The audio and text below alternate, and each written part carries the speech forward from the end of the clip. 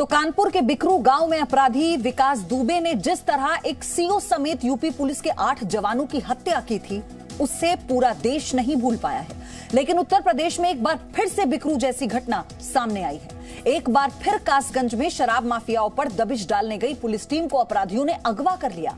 इस वारदात में बदमाशों ने एक सिपाही को पीट पीट कर मार डाला और वहीं एक दरोगा बुरी तरह से जख्मी हो गए। उत्तर प्रदेश के मुख्यमंत्री योगी आदित्यनाथ ने आरोपियों पर कड़ी कार्रवाई के आदेश दिए और इसी के साथ शहीद पुलिसकर्मी के परिजनों को 50 लाख की आर्थिक सहायता और सरकारी नौकरी देने का ऐलान किया। इस बीच सबसे बड़ा सवाल यह है, कानपुर की तरह कासगंज के कातिलों को सजा कब मिलेगी?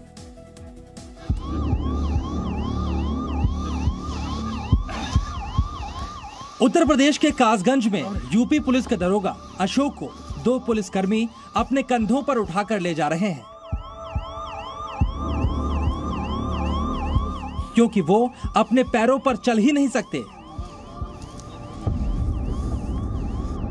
दरोगा अशोक के जिस्म पर नाम मात्र के कपड़े बचे हैं। खाकी वर्दी को बदमाशों ने फाड़कर फेंक दिया है। यूपी पुलिस को महकमे के दरोगा खेतों में लहूलुहान हालत में मिले।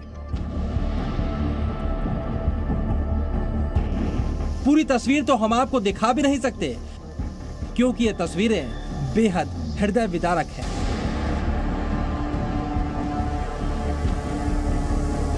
लेकिन इसके बाद हम आपको जो बताने जा रहे हैं वो इससे भी ज्यादा दर्दनाक है। बदमाशों ने दरोगा को लहूलुहान किया और यूपी पुलिस के सिपाही देवेंद्र कुमार को तो पीट पीट कर मार डाला। यह देवेंद्र कुमार की तस्वीर है। उनका शव भी खेतों में पड़ा मिला। पुलिस की टीम पर यह जानलेवा हमला उस वक्त किया गया जब कासगंज के थाना सिढ़पुरा क्षेत्र के गांव नगला धीमर में पुलिस वांटेड की तलाश में गई थी। पुलिस को पहले बदमाशों ने बंधक बनाया, इसके बाद पीट पीट कर सिपाही की जान ले ली। सिढ़पुरा थाने के दरोगा जी और आरक्षी देवेंद्र नगला धीमर गांव में वांछित अपराधी की तलाश में गए हुए थे और वहां दुर्भाग्यपूर्ण घटना घटी है, जिसमें हमारे साथी सिपाही श्री देवेंद्र जी शहीद हुए हैं। पुलिस वालों के अगवा होने की सूचना जब बड़े अधिकारियों को मिली तो पुलिस फोर्स अपने साथियों की तलाश करने पहुंची। इसके बाद खेत में दरोगा अशोक लहूलुहान हालत में मिले और सिपाही देवेंद्र का शव भी बरामद हुआ। कासगंज में यूपी पुलिस पर हुए हमले ने पिछले साल 2 जुलाई को कानपुर के बिकरू गांव में यूपी पुलिस पर हुए हमले की याद दिला दी। इस हमले में बिकरू गांव के कुख्यात बदमाश विकास दुबे और उसके साथियों ने सीओ देवेंद्र मिश्र समेत 8 पुलिसकर्मियों की हत्या कर दी थी। इस हत्याकांड के बाद यूपी पुलिस ने विकास दुबे और इस मामले में शामिल अपराधियों को उनके अंजाम तक भी पहुंचा दिया था। लेकिन अब कासगंज के नगला धीमर गांव में एक बार फिर बदमाशों के हौसले बुलंद नजर आए और 2 पुलिसकर्मियों को अगवा करने के बाद एक की हत्या कर दी गई। इस वारदात के बाद मुख्यमंत्री योगी आदित्यनाथ ने दोषियों पर कड़ी कार्रवाई के आदेश दिए हैं। पुलिस और प्रशासन के बड़े अधिकारी मौके पर मौजूद हैं। कासगंज में पुलिसकर्मियों के हथियार भी लूटे गए हैं। पुलिसकर्मियों के हथियार अभी तक बरामद नहीं हो पाए हैं। दरोगा और सिपाही पर भाले से भी कई वार किए गए। मुख्यमंत्री योगी आदित्यनाथ ने शहीद सिपाही देवेंद्र के परिजनों के लिए आर्थिक सहायता का ऐलान किया। शहीद के परिजनों को 50 लाख की आर्थिक सहायता और आश्रितों को नौकरी भी दी जाएगी।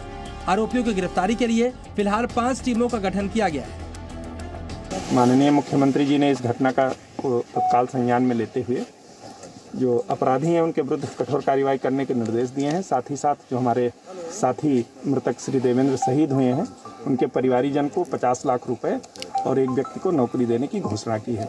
और माननीय मुख्यमंत्री जी लगातार इस घटना की मॉनिटरिंग कर रहे हैं और जो भी दोषी हैं उनको बख्शा नहीं जाएगा और जो भी कठोर से कठोर कार्रवाई है वो की जाएगी। उत्तर प्रदेश के मुख्यमंत्री योगी आदित्यनाथ अपराधियों के खिलाफ सख्ती बरतने का ऐलान कर चुके हैं, लेकिन इसके बावजूद अपराधियों के हौसले इतने बुलंद कैसे हो गए कि उन्होंने पहले पुलिस वालों को अगवा किया और फिर एक पुलिसकर्मी की हत्या कर दी। फिलहाल पुलिसकर्मी की शहादत के बाद उसके हत्यारों की तलाश जारी है। Bureau report, ji news. Presenting B News app available on Google Play and App Store. Download it now.